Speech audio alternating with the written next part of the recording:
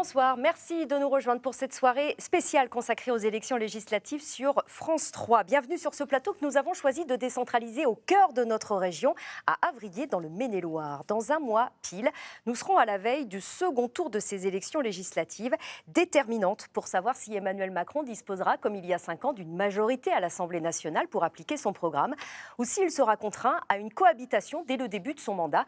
Ce serait une première sous la Ve République. Des élections législatives primordial donc dans notre démocratie.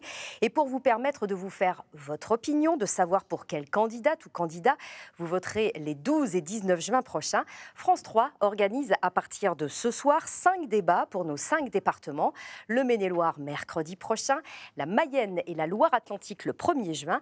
Et ce soir, la Vendée, ce sera dans 50 minutes avec Maxime Jaglin. Des débats animés en partenariat notamment avec France Bleu. Bonsoir Alexandre Chassignon. Bonsoir Virginie. Vous êtes à mes côtés et vous êtes journaliste à France Bleu Maine et vous serez à mes côtés pour animer ce premier débat consacré à notre premier département, c'est la Sarthe. Tout de suite, un rappel des enjeux politiques et de la situation électorale dans ce département. Un focus signé Vincent Rénal et Carole Mijon.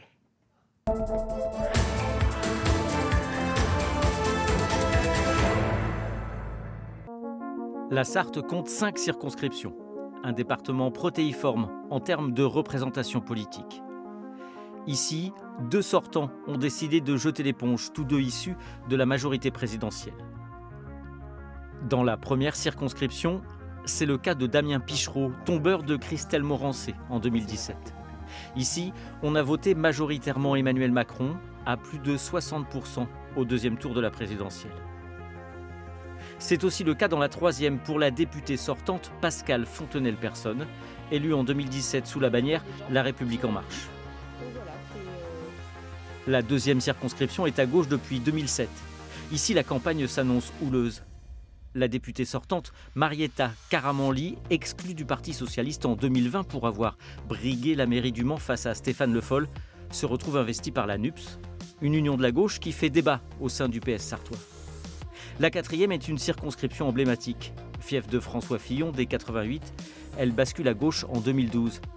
La députée sortante Sylvie Tolmont s'y présente pour la première fois sous son propre nom, après avoir remplacé 2 fois Stéphane Le Foll à l'Assemblée, quand il a hérité du ministère de l'Agriculture en 2012, et puis quand il a conquis la mairie du Mans. La 5e circonscription est la seule à droite dans le département. S'il est clair que le sortant apparenté LR, Jean-Carl Grelier, souhaite garder le costume de député, c'est sur la couleur de la cravate qu'il y a un flou. Investi d'abord par les Républicains, cet avocat de formation figure désormais sur la liste des candidats de Renaissance. Le mercato politique est décidément plein de surprises. Et retour sur notre plateau de France 3 pour ce premier débat consacré aux législatives et à la Sarthe. Avec 6 candidats ce soir à nos côtés en plateau, venus de plusieurs circonscriptions sartoises et de différents partis. Bonsoir aux uns et aux autres. Merci beaucoup d'être à nos côtés pour ce débat sur les législatives. Je vais vous demander à chacune de vous présenter en moins de 30 secondes. On va commencer avec vous, Madame Latouche. Bonsoir. Bonsoir, donc je suis Béatrice Atouche, je suis candidate aux législatives sur la 3e circonscription. Je suis principale de collège public, j'ai 2 enfants et je suis maire de la ville du Lude et conseillère régionale en charge de la mobilité et des transports scolaires. Et vous avez l'investiture et le soutien des Républicains. Tout à fait. Pour ces élections législatives. À votre tour, Éric Martineau, bonsoir. Bonsoir, donc Éric Martineau, je suis maire de Chenu, mais pas que, je suis aussi agriculteur, pomiculteur, producteur de pommes, donc candidat sur la 3e circonscription de la Sarthe. Et puis, je fais aussi du tourisme à la ferme, dans les réseaux, voilà, plein de choses. Vous avez oublié un détail important, vous êtes candidat pour... Ah oui, je suis candidat pour Ensemble, la majorité présidentielle. La majorité présidentielle. J'ai été choisi par le président. Sur cette 3e circonscription dans laquelle Pascale Fontenelle-Persone, qui vous soutient, est la députée sortante et dans laquelle elle ne se représente pas. Vous voyez tout de suite à l'écran les autres candidats qui ont annoncé qu'ils se porteraient candidats dans cette circonscription. Je précise que ces candidatures ne sont pas terminées puisqu'elles peuvent se poursuivre à la préfecture de la Sarthe jusqu'à vendredi prochain. On poursuit notre tour de table avec les présentations et cette fois c'est à vous, Monsieur de Malherbe. Bonsoir. Oui, bonsoir. Raymond de Malherbe, délégué départemental du Rassemblement national dans la Sarthe, dont je suis issu et ma famille aussi depuis plusieurs centaines d'années. Donc, après mes études dans la Sarthe, j'ai été diplômé de Sciences Po avec les félicitations du jury. J'ai été ingénieur informatique, puis dirigeant de société en Asie, en Europe et aux États-Unis, avant de monter ma propre société et de revenir dans ce beau pays de la Sarthe en 2020, où j'ai été élu donc conseiller municipal et conseiller régional Pays de la Loire. Et je me présente sur la 4e circonscription. Merci, monsieur de Malherbe. Sébastien Buard, vous vous présentez également sur la 4e circonscription. Bonsoir, Sébastien Buard, j'ai 43 ans. Je suis né au Mans, j'ai grandi dans la Sarthe, en particulier à Allonnes. Je suis le délégué départemental pour Reconquête dans la Sarthe et je suis candidat sur la 4e circonscription du département qui s'étend d'Allonnes jusqu'à Sablé, en passant par la Suze, par exemple. Je suis également président d'association, d'une association de musique jazz et je suis professeur de français dans un collège en éducation prioritaire au Mans. Et Reconquête, c'est bien sûr le parti d'Éric Zemmour. Absolument. Nous allons voir à l'écran tout de suite les candidats dans cette circonscription, la 4e circonscription, dans laquelle la députée sortante Sylvie Tolmont se représente. Bonsoir Ghislaine Bonnet. À vous de vous présenter. Vous êtes candidat dans la 1re circonscription de la Sarthe. Bonsoir, je suis Ghislaine Bonnet. J'ai 65 ans. Je suis retraitée de l'éducation nationale. J'ai enseigné pendant 15 ans à l'école maternelle de la Madeleine.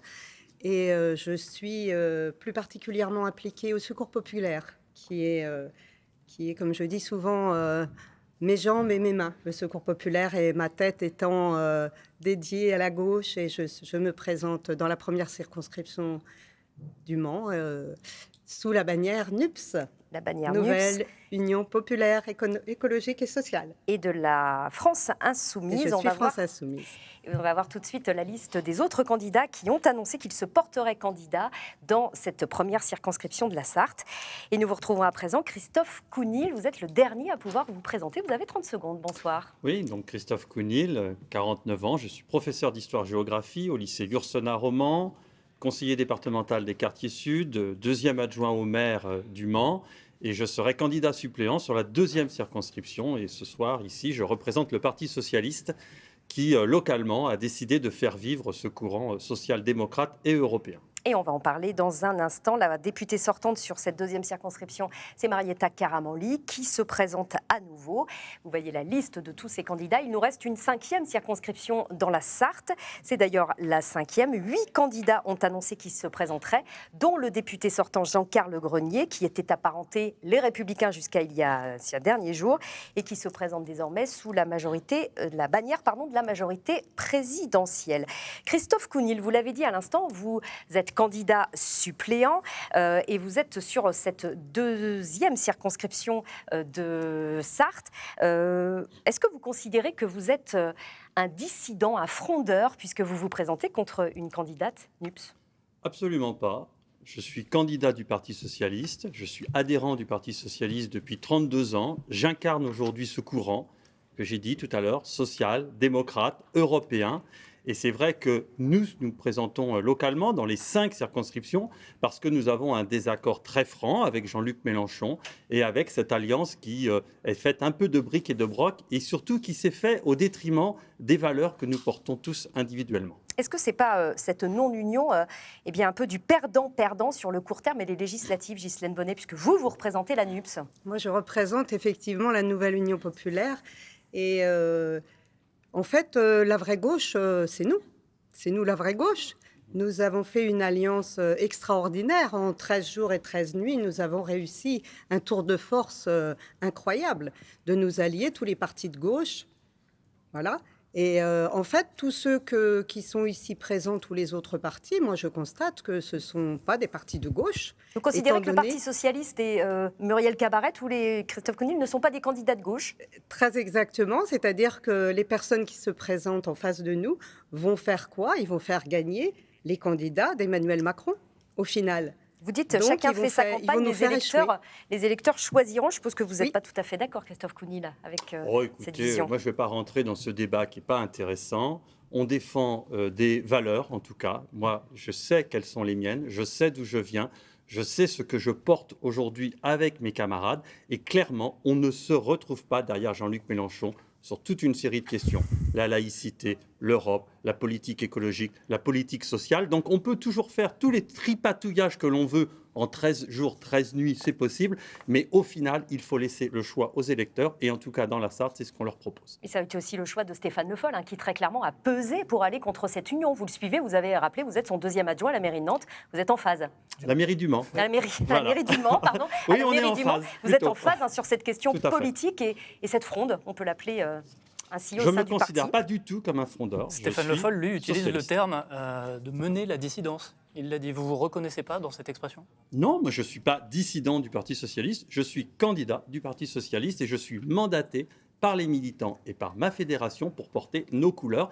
Et c'est ce que nous allons faire avec Muriel Cabaret sur la 2e circonscription. Vous êtes en tout cas un des rares départements en France où il y aura partout dans toutes les circonscriptions des candidats du PS et de la NUPS, sauf peut-être sur la 4e circonscription avec Sylvie Tolmont, puisque là les discussions sont toujours en cours. Mais au-delà de ces conflits qui déchirent la gauche, vous êtes tous maintenant dans vos partis en campagne et nous allons nous intéresser bien sûr au cours de ce débat au fond de votre programme et aux propositions de votre parti avec cette première thématique sous forme de questions. Et vous, député, qu'auriez-vous fait? On va revenir, Alexandre, sur un fait, une actualité qui a marqué le dernier mandat, les 5 dernières années dans le département de la Sarthe. Et même un choc, la liquidation des papeteries Arjowiggins à Bessay-sur-Bray, Saint-Marc-la-Brière aussi. Emplois supprimés, territoire déstabilisé. Les conséquences économiques et sociales sont claires. Mais quelles leçons politiques ont tiré les habitants de cet épisode majeur? Reportage à Bessay-sur-Bray de Charles Lemercier et Laura Poli.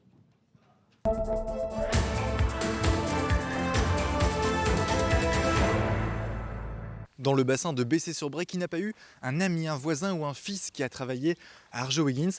La liquidation de la papeterie il y a 3 ans a laissé un grand vide et 568 salariés sans emploi.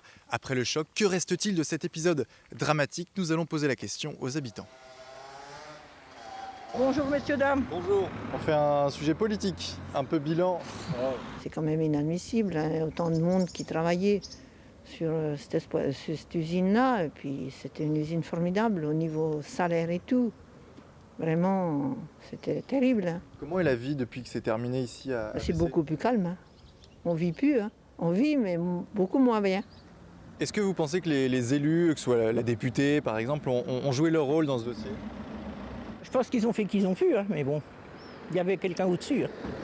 Vous êtes assez marqué de cette... Un peu, parce que j'ai dit, mon mari il a quand même fait sa vie là-dedans, une partie de sa vie, et puis mon fils qui était à l'entretien. Le problème n'est pas dans les élus? Non, je crois pas. Pas l'élu de Bessay, pas le monsieur le maire de Bessay, non. Le problème est ailleurs? Oui, je pense plus haut, dans les hauts lieux. Bonjour monsieur le maire. Voilà, j'ai pas vraiment beaucoup de temps, venez. On avait l'impression que c'était perdu d'avance, quoi. Et alors nous, c'est vrai, en tant que maire, on a peu de moyens dans ce cas de figure, si ce n'est d'être présent auprès des personnes qui étaient licenciées et de lutter avec eux. Mais voilà, c'est le pot de terre contre le pot de fer, quoi. Que reste-t-il dans les mémoires de l'action des élus? Qu'avait-il fait pour le dossier Arjowiggins? On va poser la question à un ancien représentant syndical. Il nous a donné rendez-vous ici au Mans. C'est là qu'il a retrouvé un travail. Quand on dépasse le niveau régional, c'est compliqué. Parce que là, vous montez au comité interministériel, par exemple, et vous allez avoir des gens qui vont avoir du mal à prendre des décisions. On vous regarde un peu avec des yeux attristés en disant vous n'avez pas de chance, ça tombe sur vous. Mais au fond, il n'y a pas de solution, quoi. Et c'est vraiment ce que j'ai retenu. Donc quand je dis qu'on a été reçus, on a été reçus à l'Assemblée nationale, on a vu Gilles Legendre, on a été reçus par pas mal de monde. Mais au fond, aucune solution n'est apparue derrière. L'espoir renaît ici avec l'arrivée d'un repreneur, Manicare, compte embaucher 164 personnes pour fabriquer des gants à usage unique. La campagne de recrutement a déjà commencé, mais derrière la réjouissance, on sent une certaine prudence chez les habitants, tant ils ont été marqués par des fausses promesses. Dans cette 3e circonscription de la Sarthe, vous êtes candidate, Béatrice Latouche, c'est la circonscription de Bessay-sur-Bray, du Lude aussi. Face à un choc comme celui-ci, qu'auriez-vous fait si vous avez été député? Écoutez, ce choc n'était pas le premier. Il y en a eu d'autres sur le territoire qui ont marqué les territoires comme Candia aussi. Moi, je pense qu'aujourd'hui, nous avons fait le travail, en tout cas les élus locaux. Je rappelle quand même que Christelle Morancet est intervenue très vite et que Manicare aujourd'hui s'installe. Je pense qu'en effet, il faut soutenir les salariés qui ont perdu leur emploi, soutenir aussi le territoire, parce qu'on parle là de la fermeture, en effet, d'Arjowiggins, mais ce n'est pas que la fermeture d'Arjowiggins. Il y avait aussi beaucoup de sous-traitants, d'entreprises de maintenance qui ont été touchés par cette fermeture. Donc je pense que l'attractivité du territoire en a pris un coup. Donc là, les élus, nous devons absolument travailler pour l'attractivité. Alors on sait bien. Mais vous, que vous la auriez Sarthe, fait c'est pas quoi? La simple. question, c'est vous auriez fait quoi si vous aviez été député à ce mandat législatif national sur cette situation? C'est la question qu'on vous pose à vous et aux autres d'ailleurs, hein, candidats ici. Bah, écoutez, on aurait été sur les terrains, réfléchir avec aussi les porteurs de projets pour savoir pourquoi il y a cette fermeture. C'était important. Alors, globalement, on sait quand même qu'Arjowiggins avait des difficultés aussi pour vendre son papier, avait des difficultés avec ses machines. Donc, peut-être qu'en prévention, il aurait fallu aussi investir auprès de cette entreprise pour qu'elle soit innovante. Mais je pense que l'idée première, c'est d'être sur le terrain auprès des élus locaux. C'est la priorité. Raymond de Malherbe, vous hochez de la tête depuis tout à l'heure. C'est terrible. D'abord, il faut rappeler que c'est le canton de M. Lemener, président du conseil départemental.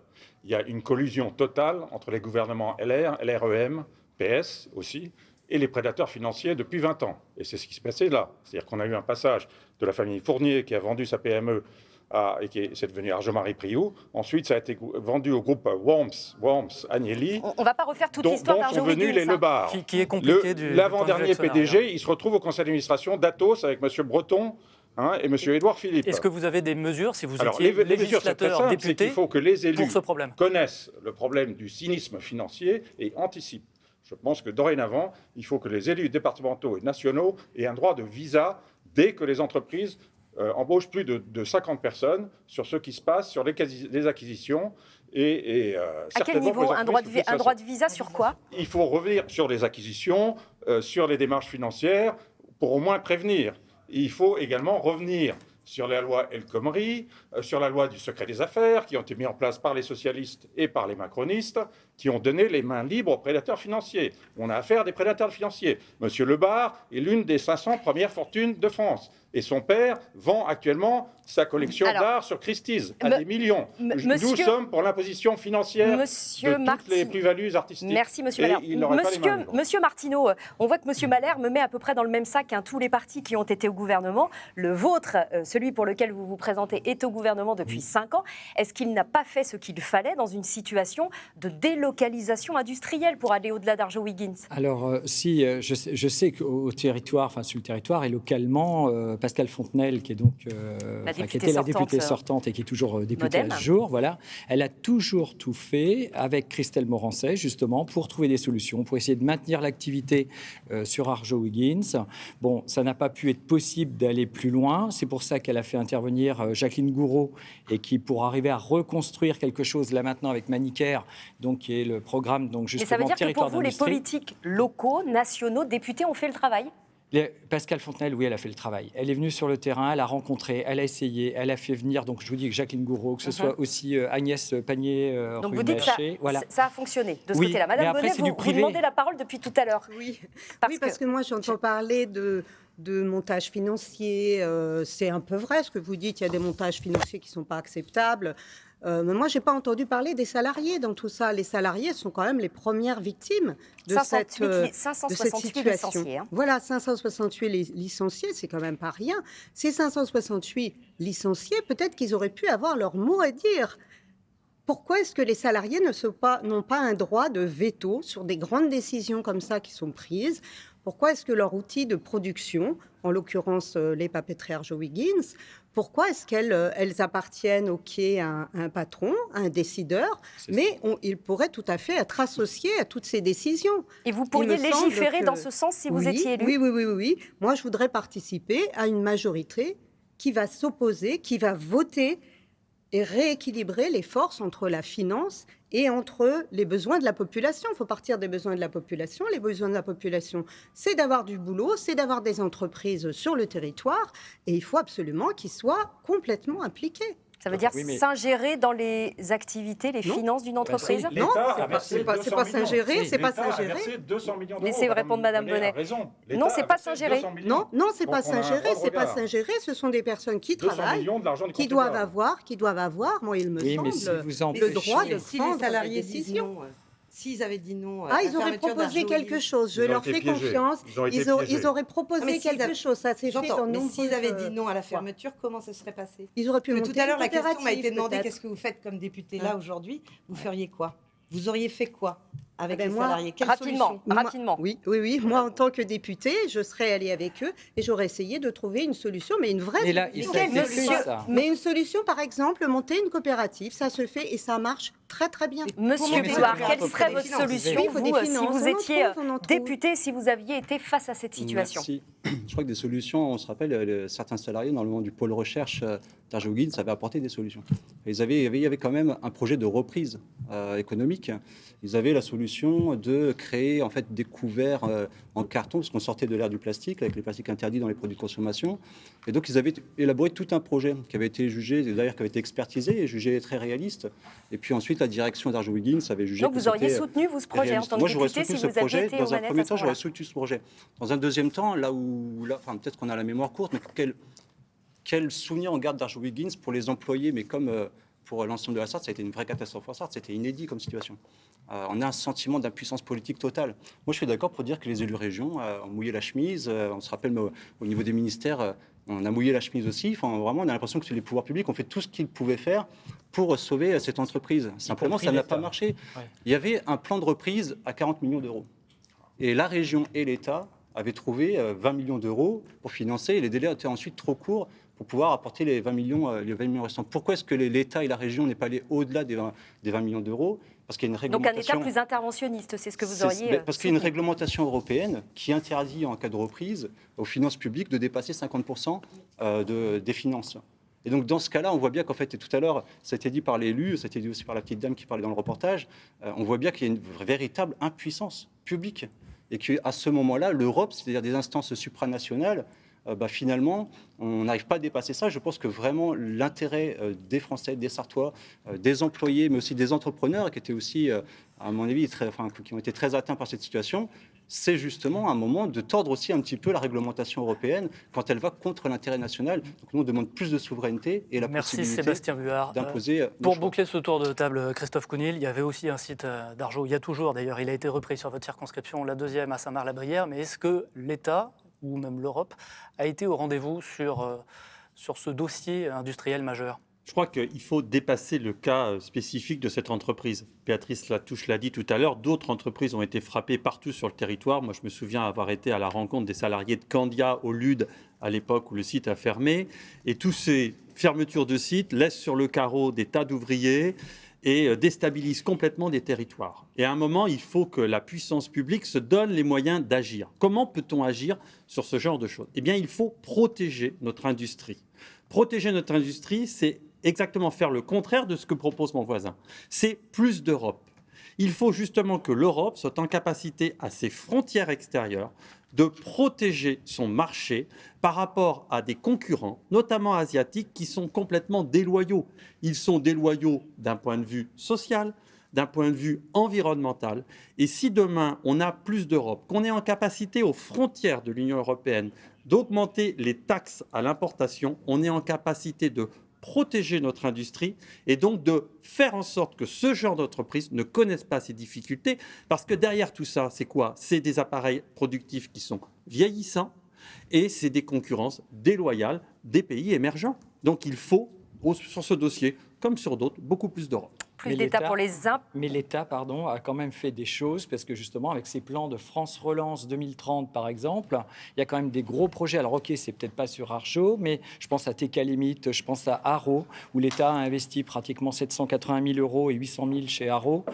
On ne peut pas dire qu'il ne soit rien fait. Alors ok, il y a la vie et des entreprises qui est compliquée, mais il se passe des choses. On voit bien en tout cas qu'il y a des lignes de clivage très fortes. Va directement dans la poche des riches. Monsieur de Malherbe, on va passer au thème suivant. Qui sont partis en fumée. Haro, 800 000 euros, ils ont versé 10 millions d'euros de dividendes l'année dernière à leurs actionnaires vos critiques et vos dénonciations au système. Airbus, 800 000 euros de... Oui, mais on crée Merci, de est-ce qu'on peut l'emploi. avancer, C'est s'il pour vous plaît? On créer va de avancer, l'emploi. puisque cette C'est de l'argent question dans la des poche des riches. relocalisations C'est pour de et l'emploi. notamment économiques nous intéresse, mais ce n'est évidemment pas tout ça le seul thème de campagne qui va vous mobiliser.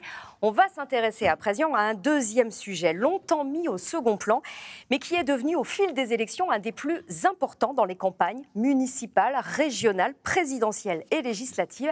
Je parle bien sûr de la santé et des problèmes nombreux qui y sont liés, notamment le manque de médecins. La Sarthe, votre département, fait partie des territoires les plus sinistrés de France. Elle occupe la 4e place des départements français les plus défavorisés en termes d'offres médicales. La situation, elle existe en milieu rural, mais pas seulement. Les villes également sont très concernées par le manque de médecins. C'est ce qu'ont constaté au Mans, Maïna Sicarcras et Karine Mordral.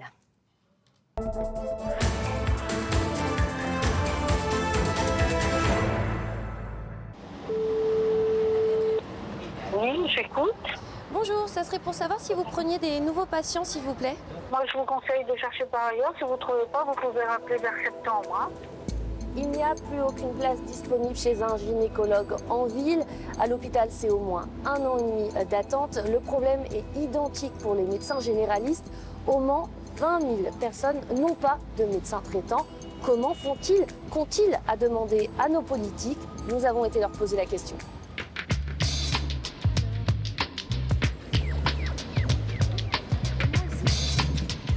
Est-ce que vous avez des difficultés, vous, à trouver un médecin ou des médecins généralistes au Mans? Généralistes ou... J'avais un médecin qui a pris sa retraite il y a quelques années. Et j'ai été effectivement un certain temps à retrouver un confrère qui puisse m'accepter. Par relation, j'ai réussi dernièrement. Et avec les législatives qui arrivent, est-ce que vous attendez que les députés, est-ce que vous y croyez qu'on trouve un peu une solution pour le Mans? J'y crois pas vraiment.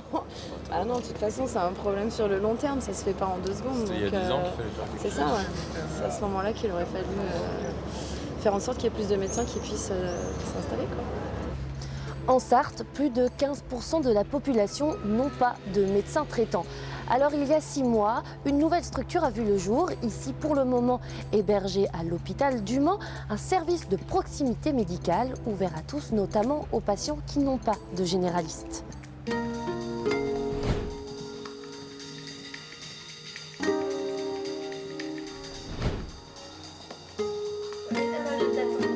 Est-ce que vous êtes soulagée d'avoir ce lieu ?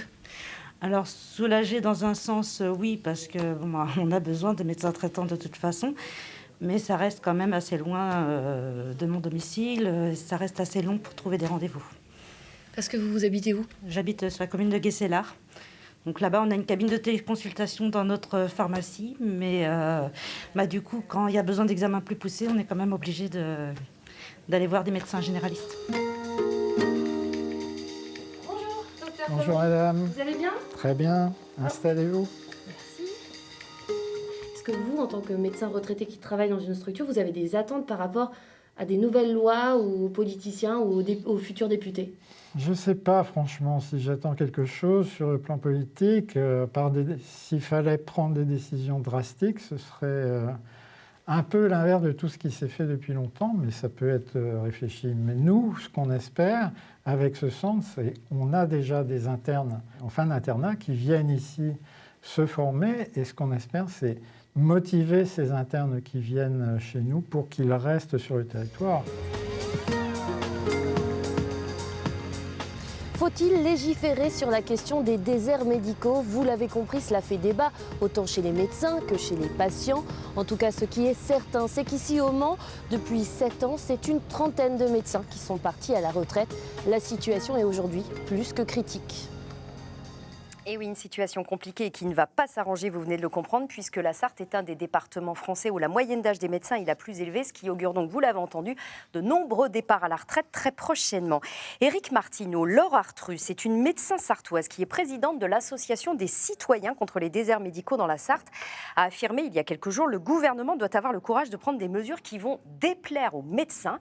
Vous êtes, vous, représentant de la majorité présidentielle et donc du futur peut-être gouvernement si les élections législatives portent à nouveau des députés en majorité macronistes. Est-ce que pour vous, il faut donc aller vers une limitation de l'installation des médecins ? Alors, est-ce qu'il faut y aller? Il faut de toute façon attendre parce que malheureusement, ce qu'on manque, c'est de médecins, hein, c'est tout. Donc là, avec la fin du numerus clausus, les prochains médecins vont sortir seulement dans 4 ans. Alors, est-ce qu'il faut faire venir des médecins de l'étranger? Ça, c'est Monsieur Martineau, c'est pas vrai. Aujourd'hui, on a plus de médecins que par le passé. C'est pas un problème de nombre de médecins, c'est l'installation des médecins sur le territoire. C'est la répartition. Est-ce que pour vous, il faut être autoritaire? On va vous laisser terminer. Est-ce qu'il faut être autoritaire? Alors oui, s'il faut en venir par exemple à imposer dans les maisons médicales qu'il y ait un médecin qui soit là, pourquoi pas, mais même faire venir des médecins de l'extérieur, parce que pourquoi on en manque quand même dans nos maisons médicales sur nos territoires? Il y a peut-être aussi le problème d'attraction du territoire. Il faut faire quelque chose. Mais la question... Oui. Quand vous dites imposer, ce serait comment? Comment vous imaginez l'imposer, ça? Ça peut être par un nombre de jours, hein, par exemple, de dire la maison. Je prends le cas, par exemple, la maison médicale de Château-du-Loir. On a besoin de médecins, eh bien, des médecins qui doivent venir tel jour pour pouvoir. Mais comment est-ce qu'on a il faut favoriser l'intérimaire, l'intérim du coup. Mais ça coûte extrêmement cher, Madame Latouche, l'intérim. Non, mais c'est le vrai souci aujourd'hui, c'est l'intérim hein, dans la santé. Aujourd'hui, on a des médecins qui pourraient être médecins généralistes ou même médecins dans les hôpitaux et qui ne font que de l'intérim. Parce que ça rapporte. Si on parle des urgentistes, par exemple, vous vous rendez compte le prix aujourd'hui qu'on doit payer pour avoir un urgentiste et malheureusement les urgences ferment. Mais ça veut dire que c'est quoi la solution à long terme pour résoudre enfin ces déserts médicaux? On parlait d'attractivité, d'accord, mais ça suffit pas. Je pense qu'à un moment donné, il va falloir en effet réfléchir. Alors, est-ce que c'est une revalorisation des actes, par exemple, qu'ils soient mieux remboursés dans les territoires de désertification médicale et moins remboursés dans les territoires où il y a plus de médecins, où il y a plus de médecins pour 1000 habitants? Est-ce qu'à un moment donné, on demande aussi aux étudiants de faire un certain nombre d'années? Mais je crois que le plan d'urgence pour la santé, il faut le faire maintenant. C'est catastrophique. Sur la Sarthe, les urgences sont fermées. Moi, je crois qu'il faut absolument pas avoir de tabou. Moi, vous savez, je suis une ancienne enseignante. Quand j'ai commencé dans ma profession, je devais 10 ans à l'éducation nationale parce qu'on m'avait payé mes études. Donc ça ne vous choquerait pas pour des médecins? Non, pas du tout. Moi, il me semble que les études de médecine, elles sont payées en partie par l'État puisque les universités sont financées sur nos deniers publics. Et je crois qu'il n'y a pas de tabou à dire on peut imposer aux médecins de venir pendant 3 ans, 4 ans, 5 ans dans la Sarthe. C'est quand même pas une punition de venir dans la Sarthe. La Sarthe, attention à la notion d'attractivité du métier, du coup. Attractivité du métier dans l'éducation nationale. Regardez l'attractivité du métier. Aujourd'hui, il n'y a plus personne dans les concours. L'attractivité du métier. Aucun soignant soit payé moins de 2 400 €. Il faut taxer plus les milliardaires et les cadres supérieurs qui ne foutent rien dans les tours à la Défense. Et il faut payer beaucoup plus les soignants, les professeurs d'école, réinstituer le service public. Donc les deux. Donc le salaire, c'est une chose, monsieur Malherbe, mais comment est-ce qu'on oblige un médecin libéral avec un statut libéral à venir s'installer? Vous avez un très bon rapport du Sénat là, qui dit d'ailleurs que la principale responsabilité, c'est l'État d'une part et le département. Le département n'a rien foutu depuis 45 ans, ça on le sait dans la Sarthe. Il gère le déclin depuis 40 ans. Donc, mais ça, c'est écrit dans 2 tiers des mesures, c'est le département qui n'ont rien fait. Donc, il faut des mesures d'ordre public, mais il faut aussi revaloriser les salaires des soignants. Le gouvernement, des libéraux, depuis les années 70, ont détruit le service public en imposant le numerus clausus, et ensuite la loi Sarkozy qui a créé les ARS. C'est-à-dire que ce ne sont plus les médecins qui sont en charge, ce sont des administrateurs et des directeurs financiers. Donc une réforme globale pour vous, la notion de service public, nous proposons 20 milliards. Les 20 milliards, il faut aller chercher dans les poches des milliardaires français qui ont gagné 246 milliards sur les 2 dernières années. Monsieur Boire, je vous entendais acquiescer à ce que disait Madame Bonnet. On peut imposer à des médecins libéraux d'aller s'installer là où il y en a moins. Je suis quand même d'accord pour supprimer les ARS. Puis, je sais qu'on n'a pas beaucoup de temps, mais avant de développer mon propos, moi, je tiens à dire qu'il faudrait réintégrer d'urgence les infirmières non vaccinées qui ont été mises de côté sur le pavé. Je pense que c'est vraiment essentiel. Quand on parle de santé, il faut respecter aussi les personnels de santé qui ne gagnent pas trop cher pour finalement nous sauver la vie au quotidien. Moi, je crois, en effet, quand j'étais jeune professeur, j'ai le souvenir, si vous voulez, que les premières années, on est affecté selon les besoins du territoire. Alors, il y a 2 questions qui se rejoignent. Sauf que le statut n'est pas le même. Ce sont des libéraux, vous il y a savez. travaillé sur le statut, et vous êtes des fonctionnaires en tant que professeur. Oui, mais l'État paye les études des médecins. Donc, à ce titre-là, comme on souhaite d'ailleurs, on pourrait très bien demander que pendant 4 ou 5 ans, je suis d'accord, les médecins puissent être installés là où on a besoin d'eux, dans les zones sous-dotées. Et puis, s'ils le refusent, parce qu'ils pourraient toujours le refuser, dans ce cas-là, on leur demanderait de payer leurs études, tout simplement, et de les rembourser. C'est ce qui est le cas, par exemple, pour les infirmières. Christophe Counil, vous êtes favorable à des recrutements de médecins généralistes. Ce serait quoi, sous forme de médecins salariés, par exemple ? Il y a plusieurs formes possibles, mais la première chose que je vois dans ce débat, c'est l'intervention de M. Martineau qui dit on va patienter, il faut attendre un peu. On a trop patienté. Mais il a été c'est mis un en peu place ce qu'a fait le gouvernement depuis un certain nombre d'années. J'ai entendu les propos de M. Macron pendant la campagne électorale. Il ne va rien faire sur cette question. La situation du département est catastrophique. Tous les élus de tous les bords, on se bat pour attirer des médecins. Nous n'en trouvons pas. Donc, à un moment, il faut inverser la tendance. Inverser la tendance, ça veut dire, en effet, peut-être revoir la façon dont on forme les médecins, faire en sorte qu'il y ait plus de médecins formés de point de vue médecine générale. Et la deuxième chose, c'est qu'en effet, il faut trouver des systèmes, peut-être coercitifs, peut-être qui déplaisent aux médecins, pour faire en sorte qu'ils s'installent là où il y a besoin. Vous allez sur Doctolib, vous cherchez un rendez-vous avec un médecin spécialiste dans la Sarthe, on vous renvoie à plusieurs mois. Vous faites la même démarche en Côte d'Azur, vous avez un rendez-vous le lendemain. Et il y a justement, des territoires où il y a trop de médecins, il faut rééquilibrer les choses. Mais ça, c'est le rôle de qui, l'aménagement du territoire? C'est le rôle de l'État. Et là-dessus, il faut bouger. Et on n'a pas dit un mot de l'hôpital public. Mais l'hôpital public qui a quand même été sacrifié toutes ces années. Alors bien sûr, on a redécouvert l'hôpital public au moment de la crise du Covid. Mais l'hôpital public souffre de la même façon. Et la santé, comme l'éducation, ça doit être des urgences. Et quand j'entends qu'il faut à nouveau attendre, eh bien, la colère me monte au nez. On ne peut plus attendre, Éric Martineau, vous en convenez? Mais oui, mais on en est bien conscient. La preuve, c'est que sur Château-du-Loir, par exemple, il a été mis en place par rapport à l'hôpital et les urgences, le SPMU, qui est... Alors, c'est pas la solution, c'est peut-être pas la panacée. C'est-à-dire, c'est l'équipe sanitaire paramédicale d'urgence. Le PMU. Alors, en attendant d'avoir des médecins, Toujours attendre. Mais alors, comment vous faites? Médecins, il y en a, il faut aller les chercher. Si je peux répondre, juste pour vous dire que des urgentistes à l'hôpital de Château-du-Loir, oui, on en a besoin. Il y en avait 4. Maintenant, il y en a 1, voire 2. En attendant, on a cette solution-là. Qui sont que des intérimaires. Oui, mais alors comment vous faites pour les ramener, vous, ici à Château-du-Loir? Mais il faut un plan d'urgence, ça c'est très clair. Mais le plan d'urgence, on le met en place. Il faut être coercitif dans la fonction hospitalière. Comment vous faites? Là, je suis d'accord sur la fonction territoriale ou même sur la fonction de l'éducation nationale, en effet, et il faut surtout les motiver, parce qu'attention, l'idée, c'est quand même pas non plus de faire comme d'autres métiers, de plus donner envie aux étudiants d'y aller.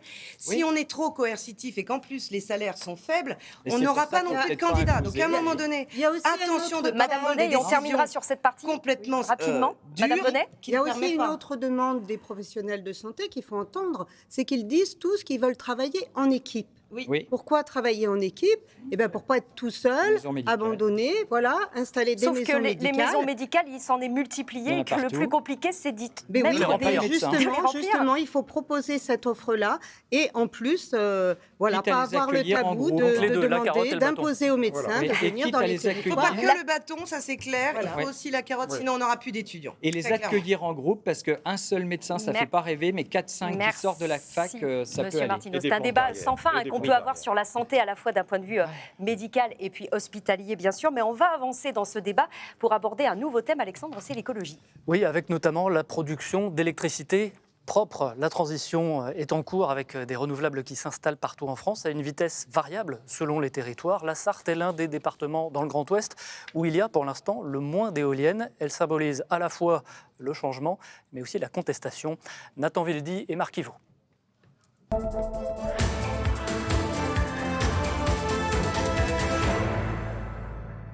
Dans les campagnes, elles font maintenant partie du paysage. Les éoliennes poussent un peu partout, et notamment ici aussi, en Sarthe, sur les 26 éoliennes sartoises. 7 sont situées ici à proximité de Conly, un village situé à l'ouest du Mans. Ces structures font néanmoins débat. Nous sommes allés demander aux habitants de Conly ce qu'ils en pensaient. Moi, ça m'apporte rien. Je pensais que j'allais repérer moins d'électricité, mais ça m'a rien apporté. Ça ne me dérange pas, moi, du moment que si c'est éloigné des maisons, et puis c'est naturel. On avait des barrages, on avait des choses qu'on a supprimées, qui produisaient de l'électricité. Peut-être que retourner à l'envers, ça serait peut-être pas mal. Les lignes haute tension, c'est atroce. Ça génère des bruits, c'est polluant, c'est inesthétique. Là, une éolienne, ça rappelle un peu les moulins à vent de Don Quichotte, c'est très joli. Quand on sort de la rue, on les voit, ça prend vachement de place, je trouve. Mais bon, c'est pas très gênant. Voilà. On peut vivre avec. Oui, voilà, je pense. Certains ont dû même apprendre à vivre avec. C'est le cas de Gilbert et Annick ici en 2011. Quand ils ont acheté cette maison, aucune éolienne n'était présente. À présent, ils vivent à près de 700 mètres de celle-ci. Sur le principe des éoliennes, j'ai rien contre. Sauf que on nous a rien promis, on nous a rien dit. Vous aviez été consulté à l'époque ? Eh bien, parce qu'on s'est déplacé à la mairie lors de l'enquête publique, parce que sinon, non, tout le monde s'en fiche. J'ai l'impression que quand ça se passe en catimini, c'est beaucoup mieux. Vous êtes quand même relativement proche, comment on vit avec ? Moi, ça ne me gêne pas plus que ça. Le seul inconvénient, c'est lorsqu'il y a du vent assez fort, ça fait quand même du bruit. C'est pas un bruit assourdissant, mais on les entend. Nous avons pris la direction du Nord-Sarthe. Nous sommes au Mai où Christian Salin habite. C'est le président de la fédération Vent de Sarthe qui regroupe une vingtaine d'associations contre les projets éoliens. Qu'est-ce qui vous motive contre ces projets éoliens ? Ici, on est dans une zone agricole. On va dire que le problème ne se pose pas exactement de la même manière, mais par exemple dans le sud de la Sarthe ou à d'autres endroits dans la Sarthe, bon, il y a des monuments historiques, il y a aussi des zones, des projets qui se situent carrément dans des forêts. Ça a quand même des impacts sur la faune, la flore, etc. Ça serait quoi la solution pour avoir une énergie verte, plus verte ? L'éolien pourrait y participer en partie avec notre mix, mais dans d'autres conditions. C'est-à-dire que pas n'importe où, pas n'importe comment, et surtout pas en présentant ça comme étant quelque chose de totalement miraculeux. Une chose est sûre, l'éolien en Sarthe n'a pas fini de faire parler. Plus de 50 éoliennes sont déjà en construction et beaucoup d'autres projets sont encore à l'étude. Des dizaines de projets d'éoliennes autorisés en Sarthe. Il y a déjà des éoliennes. Il y a quelques semaines, pendant la campagne présidentielle, Marine Le Pen proposait de démonter celles qui existent. Est-ce qu'on démonte les éoliennes, par exemple, qu'on vient de voir à Conlier, Raymond de Malherbe ? Oui, non, on peut les démonter, on le démontera. Les éoliennes, c'est le grand capital contre les petits retraités. C'est-à-dire que nous avons une belle énergie, c'est l'énergie nucléaire, qui est acceptée par le GIEC comme une énergie propre. Et moi, je l'ai vu dans ma commune, où tout le conseil municipal, y compris notre collègue écologiste, notre collègue socialiste, se sont opposés, car ils se sont rendus compte que qui installait les éoliennes derrière le nom d'une petite société d'Anjou, David Énergie, c'était RWE, le plus gros groupe pollueur d'Europe, un groupe allemand qui, pour rééquilibrer son bilan carbone, a les mains libres d'installer des éoliennes en France. Il y a aussi des projets avec de l'épargne citoyenne. Les projets quand il y a de l'épargne citoyenne dans le financement des éoliennes, pour vous, ça ne change rien ? Pour nous, il peut y avoir quelques éoliennes dans des zones déjà industrialisées ou urbaines. Mais nous sommes contre les éoliennes en mer qui sont soutenues par la région de Mme Morancé, et nous sommes contre toutes les éoliennes terrestres, car nous n'en avons pas besoin, et ça dévalorise la valeur des maisons des gens qui sont autour, qui ont épargné toute leur vie pour se l'acheter, et qui font face à un énorme groupe. Oui, mais moi je crois qu'il ne faut pas être contre tout, il faut juste peut-être co-construire. Ce qui est important, c'est de co-construire avec les habitants, les élus, un vrai schéma des énergies renouvelables. Il n'y a pas que les éoliennes. Absolument. Il y a aussi l'hydroélectrique. Sur la Sarthe, on a aussi des rivières. On a aussi les panneaux photovoltaïques qu'on peut mettre sur des terres en plus non agricoles. Voilà, par exemple, amiantées. Je crois que ce qui est important aujourd'hui, c'est pas de dire je suis contre. C'est comment aujourd'hui on monte avec l'ensemble en co-construction un schéma des énergies qui permettra à ces entreprises qui, tout azimut, nous appellent toutes les 3 minutes pour essayer d'installer des éoliennes, de savoir où on peut mettre des éoliennes, comment, et d'aider les élus. Mais l'État est allé dans ce sens pour justement dessiner des cartes des zones les plus favorisées. On peut être contre tout. On a besoin d'énergie renouvelable. Alors vous, Monsieur Barre, en tout cas, vous êtes contre les éoliennes et on refermera ce dossier après. Vous êtes en disant que ça, au-delà même de l'aspect économique, que c'est une destruction des paysages. Nous, on est très attachés à la ruralité. Donc à nos paysages, et en Sarthe on a de très beaux paysages, donc il y a aussi cet effet aussi bien sûr sur la destruction des environnements tout simplement naturels. Moi je crois honnêtement que la question de l'éolienne, c'est la question de l'écologie, c'est la question de l'énergie. L'avenir de l'écologie et de l'énergie, c'est le nucléaire. Tout le monde l'a compris. Vous avez 30, excusez-moi, vous avez 30 associations en Sarthe de projets contre les éoliens. Mais vous savez combien de temps il faut pour construire une centrale nucléaire, Monsieur Buard ? Un petit peu. Les habitants de la Sarthe ne veulent pas on a d'éolien. besoin On d'électricité ne aujourd'hui. peut pas faire de l'écologie contre la population Et non. et contre Faut les habitants. construire. Les Français, cette petite dame l'a encore dit une fois, ça ne rapporte rien l'éolien. co-construire, Alors on est vous, ça rentre dans des logiques pour vous qui sont peut-être un peu différentes, mais nous, on n'en veut pas, les Français n'en veulent pas, et donc on ne peut pas imposer l'éolien ni aux Sartois ni aux Français. On C'est n'en pas veut vrai, pas tous les Français. Voilà. Puisque La plupart des vous n'êtes Français, pas la grande d'accord sur les majorité. éoliennes, vous êtes deux, en tout cas, à être contre les éoliennes. On sait qu'on doit aller vers une transition écologique, ça je pense que tout le monde en convient. Vous avez dit on ne peut pas être contre tout, Madame Latouche, donc il faut commencer par quoi, Éric Martineau, notamment dans un département comme la Sarthe, où la plupart des habitants ont recours à leur voiture parce qu'ils n'ont pas le choix d'avoir un autre moyen de déplacement. Comment on fait dans un département comme le vôtre? De toute façon, on n'a pas le choix, parce que j'en suis même le témoin vivant, puisqu'à Chenu, on est à 18 km du Lude, on est à 12 km de Château du Loir. Sans la voiture, je ne peux rien faire. Oui, complètement dans le sud Sarthe, la petite goutte d'eau tout en bas. On n'a pas le choix que d'avoir une voiture. Les vélos, on n'y pense pas, parce que de toute façon, on est loin et ce n'est pas possible. Donc la voiture, donc ça peut être la voiture électrique, mais il nous faudra justement de l'énergie pour alimenter nos voitures électriques.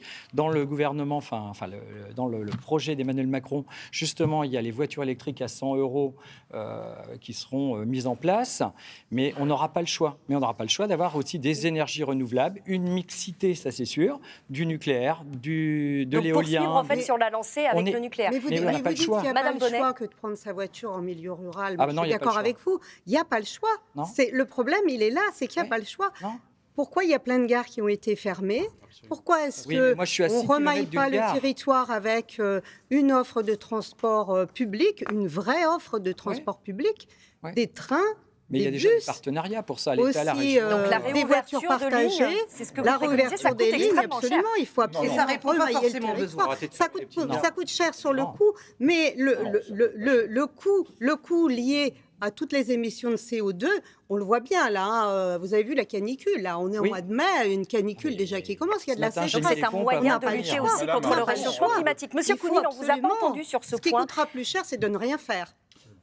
C'est-à-dire Rapidement, que sur cette question, c'est l'enjeu majeur des années qui viennent, la transition énergétique, parce que derrière, c'est le climat. La transition énergétique, la première chose à faire, et je l'ai entendu sur personne, c'est d'abord des économies d'énergie. Consommer moins d'énergie. Aujourd'hui, on en est capable. Et les premières victimes, ce sont les gens les plus pauvres, ceux qui sont mal logés, qui payent une fortune en électricité, en gaz pour se chauffer. Il faut un plan massif d'isolation des bâtiments publics 700 000 et des logements par an. habitations. 700 000 ce n'est pas suffisant. Plutôt que Oui, d'avoir mais supprimé la taxe d'habitation, on aurait mieux fait de garder cette taxe d'habitation pouvoir et de dire d'achat, quand on même, pour les gens. consacre l'intégralité de cet argent à l'isolation. Et la deuxième priorité, c'est le développement de l'énergie renouvelable. Sous quelle forme? Sous toutes les formes. En 2 mots, s'il vous plaît. Sous toutes les formes, c'est éolien, c'est hydroélectrique, c'est photovoltaïque. C'est Quand nucléaire par exemple, C'est nucléaire, Christophe j'y Counil? viens, quand par exemple sur les Atlantides, on installe des panneaux photovoltaïques, on va produire un quart de l'électricité qu'on consomme. Et le nucléaire, on en a encore besoin, mais progressivement, il faut en sortir parce que c'est une énergie qui est dangereuse Les Atlantides, on va rappeler, potentiellement. c'est La piscine du Mans. Mais Voilà, les c'est besoins important. sont croissants en énergie. hein. Eh ben, il faut diminuer les besoins et on peut changer aussi. Mais nos avec modes les de pompes à vie. chaleur et les voitures Mais électriques, sur on la aura rénovation besoin d'électricité. Sur la rénovation énergétique, ce qui est important, c'est que le restant à charge pour la population soit suffisamment faible pour pouvoir le faire. Et la grande difficulté aujourd'hui, c'est que dans nos petits villages et nos villes, nous avons des habitats qui ne sont pas forcément adaptés, pas forcément isolés.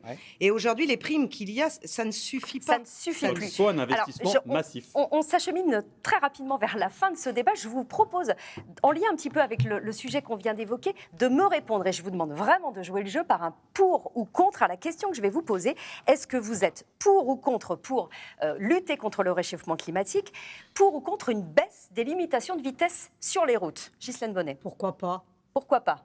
Raymond de Contre. Malherbe. Pour ou contre une limitation des vitesses? Je suis contre une baisse de la limitation de vitesse, sauf en ville. Madame Latouche. Contre c'est déjà- aussi. Contre aussi. Contre. Monsieur Martineau, Je Monsieur suis Beuard. contre, il faut arrêter de taper sur les automobilistes en permanence. C'est ça. Et Monsieur à la Counil. campagne. Je pense qu'il y a d'autres solutions à imaginer avant.